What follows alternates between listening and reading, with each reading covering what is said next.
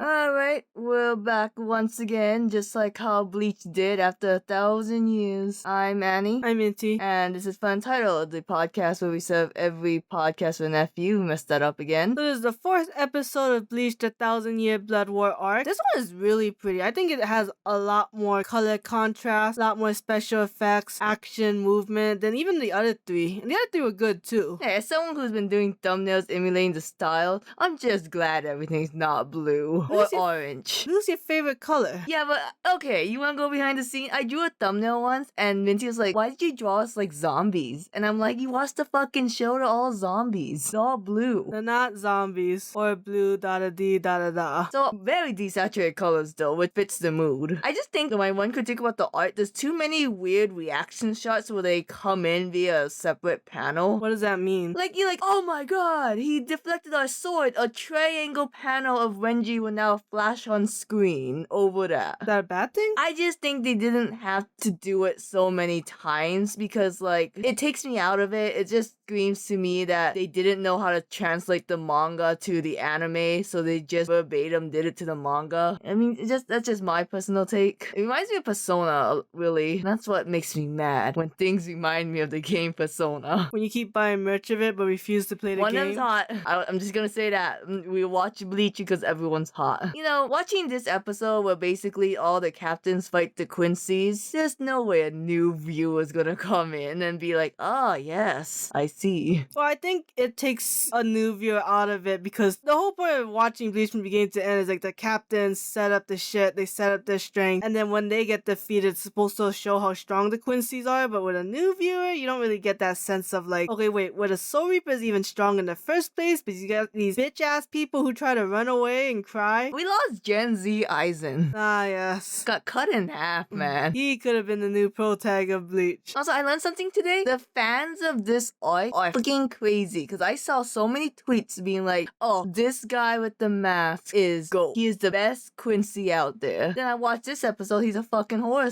show. No, anyone who says that is a fucking idiot, or Bleach is the only series they've ever seen. All the Quincies are terrible. There's not a good one among them. I would say my favorite one is Baz B. He's the one who kills Izuru, but even he's pretty shitty. Did you just say that in my Izu loving household?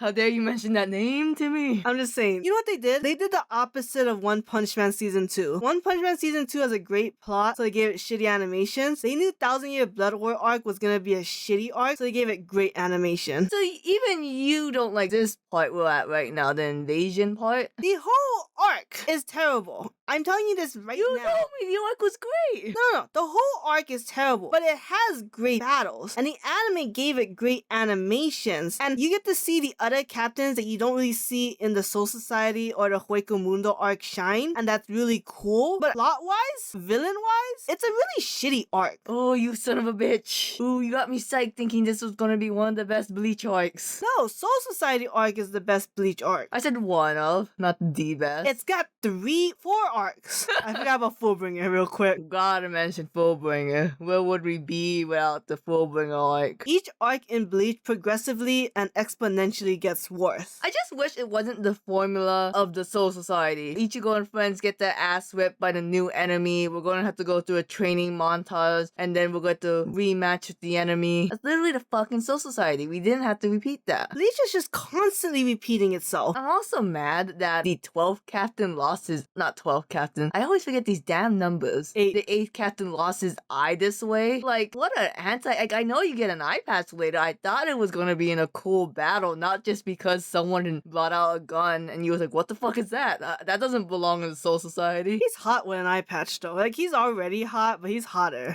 All the characters are hotter now. I mean, I thought it was just gonna be just Ichigo and just Uri's dad. But you know, when you see Yakuya and Toshiro, man, they're all getting hotter. Okay, wait, real fast. I'm gonna ask some questions that I, as a not really the biggest Bleach fan, don't know. So, the Quincies they're fighting now are not the same Quincies that they exterminated? If I remember correctly, they're like, okay, they're all Quincies, but I think they're different. I don't remember exactly how. So let's just say like the stronger Quincies and the weaker Quincies. Why did the stronger ones not come to the weaker ones' aid? I mean, after all, they care so much about the genocide that made this war just. I don't know if they were also part of being sealed split up with the Majesty. Oh, okay. So they're like dinosaurs. Like, oh my god, Uru's a chicken, and then the Nazi ones are dinosaur T-Rexes. I mean, I don't know, because they also have the newer techniques, right? That they were honing in the seal. True, maybe. Okay, because I was like, man, like, you guys should have, like, helped the old Quincy's. You have so many cool techniques. And I'm gonna assume Uru's gonna learn them all. Because there's that scene where, I forget the letters already. The one that came back to life was like, oh, yay. Oh, you're saying I'm stronger than Uru? That's not possible.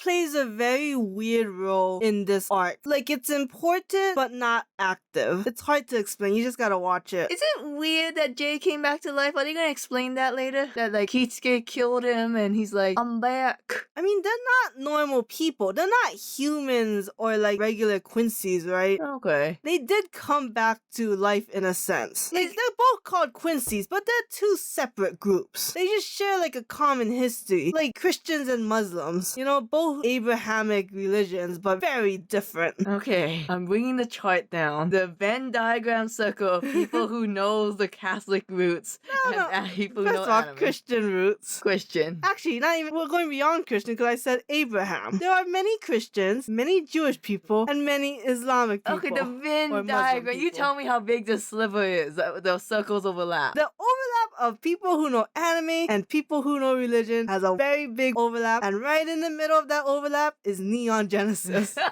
Okay, I have to ask a question. Is the Quincy stealing the Bankai gonna have a good payoff later? No, not that I remember. No. Alright. As far as I remember, it does not have a big payoff. It's just this, and it's over. It's like, spoiler alert, they get it back. Okay, I don't know if that's a shock to you guys. If you thought Byakuya, Hitsugaya, I forget Dogman's name, and Soy Farm were gonna lose their Bankai forever, you're fucking stupid. Can we talk about how gay that Rose guy is for Izu? No, that was too long. I'm not giving them any more time to give some weird metaphor about a guitar and weeping. Okay, but was the black guy a little bit racist stereotype? Or no? That he was fighting with the weird teeth? I didn't think so. I don't know. I think about that one Bizard who's like African American. I think he's cool. Then you go to this freak and you're just like, what happened? How are you this weird? Bleach has some of the craziest not crazy, but avant-garde character design. Last question for me. Is this arc gonna be depressing? Because I am very depressed. I would say the arc overall has a more depressing tone. You can kind of tell with how the way the Quincy's are, how much power they have. I mean, it's a very heavy battle-centric. Like, if you thought Soul Society and Hoikumundo was battle-heavy, like this one, they know the plot's shitty, so they had to pack more action. I think there's like some comedic moments, but I think that's more towards the last battle scene where they kind of got their shit together. But I think the beginning half is gonna be very depressing and very much like, we gotta show Soul Society losing so that way they can make a comeback. Well, half of them anyways.